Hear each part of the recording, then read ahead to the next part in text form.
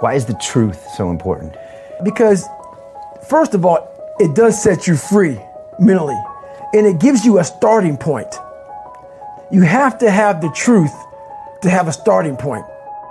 Once you come face to face with who you are, you have a starting point. All right, I'm not real smart. I have no courage. I have no self-esteem. I have no nothing. Nothing. That's my starting point. Now we can move from there. But if I tell myself I'm strong, I have courage, I'm smart, and all these are lies, you continuously push that starting point backwards. So that starting point is the truth. So everywhere I went, I was having all these kind of obstacles hit me in the face. So I just hit it. So I became a really closed person.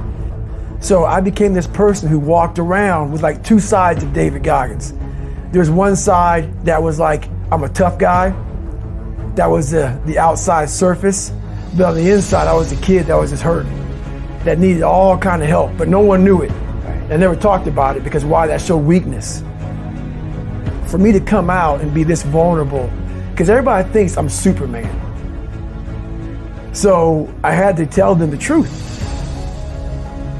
I come from hell, and a lot of it I created, not just society. Yeah, society helped me out, but I created a lot of the hell that I had to go through.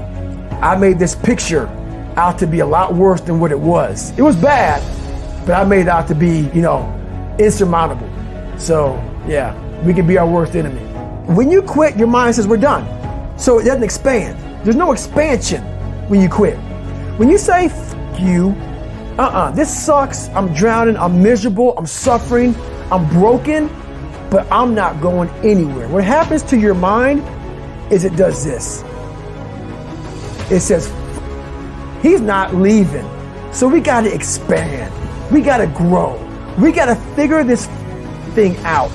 Your brain is the only thing you have when you're going through depression, when you're going through hard times, when you're going through death, real life shit. You can't Google that shit, man.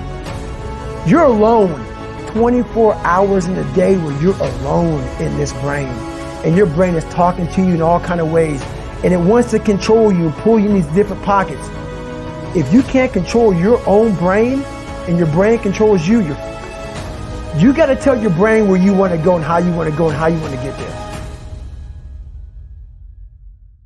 I realize if I keep going back and going back and going back until the shit just becomes, your mind will say, okay, we're going to figure it out. It'll find a way. Because he is not going to stop.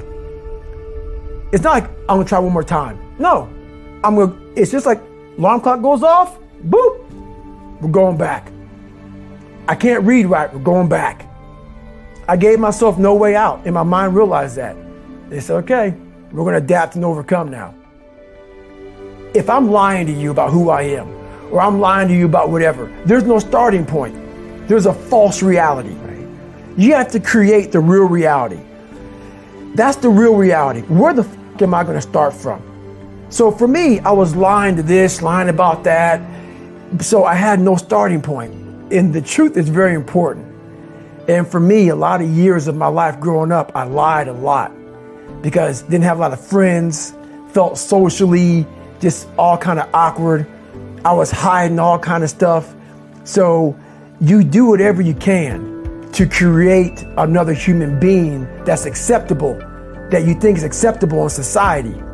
And when I did that, all that came out was a bunch of shit, a bunch of lies, a bunch of filth, a bunch of nothing. So for me to come out and write a book about the real David Goggins, it was tough. It was tough, but that's the only way. If I want to help people out, the only way I can cut to the surface and say, look guys, gals, whoever's reading this book, I am where I am now. You guys see this. And it would have been very easy to write a book about the hero, David Goggins, but the hero is not me. The hero is the person reading the book. But I had to tell him where I came from to give people hope that, wow, that's where he came from? He came from all these fucked up obstacles and now he's there?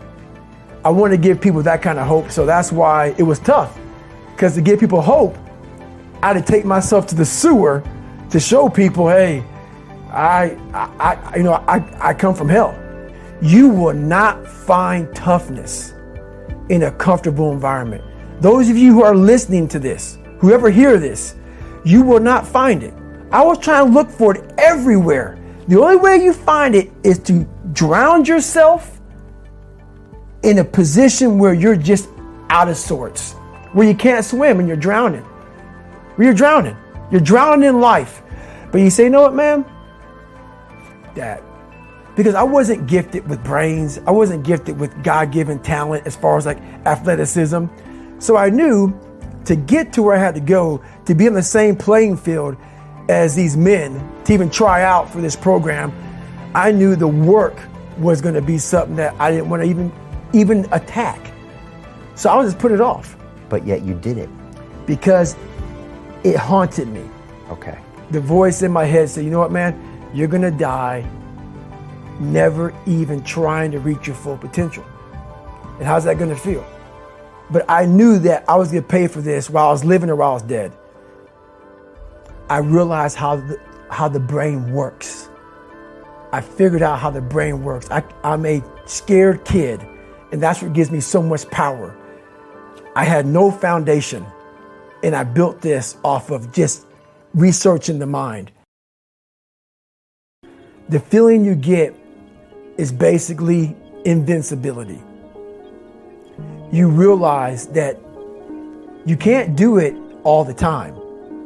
When you need to do it, I know I can go to a place that I can live in. And when you know that you can run on broken legs and you can do certain things that a lot of people can do, but they're not willing to do, this power, this sympathetic nervous system of fight or flight, and you're fighting, it gives you this charge of energy of when you're sitting there at 3:30, 4 o'clock in the morning and you're duct taping your feet up because they're broken, and you're doing it by yourself, and you're going through arguably one of the hardest training in the world. And these guys, most of them are healthy, and you're going through it broken, and you're already at a disadvantage, but you're still there. You can feed into that and tap into that for a lot of power. But if you look at it, well, I'm broken, man. I'm not gonna make it. But if you look at it as, man, I'm broken and I'm still here. And I'm fighting and I'm gonna find a way to get through this because I have no other place to go. It gives you a lot of power. I found peace on the opposite end of finding myself. And no one really finds themselves without going through trials, tribulations, suffering, accountability. And accountability is suffering. Being accountable every fucking day for doing right for yourself, for the people next to you, it's miserable. When I was 297 pounds and I was fat as hell trying to be a Navy SEAL, the scariest thing in the world to me, even to this day, was that could have been the rest of my life. I thought then I was trying hard. That's the scariest thing in the world. I thought then, 297 pound, working for Ecolab, spraying for cockroaches, making $1,000 a month. I thought that was me at my 100% potential. Come to find out, a few years later, I wasn't anywhere near that. 106 pounds less, graduated Navy SEAL training, went on to do all these other things. Looking back on that was me trying hard. That's why people gotta understand what is in us. We have no idea until we start trying hard. And I mean really trying hard, where you're obsessed with, hey, this is my new norm. My new norm is that, wow, this isn't always fun. It's not always meant to be fun. And that's when you know you're trying hard.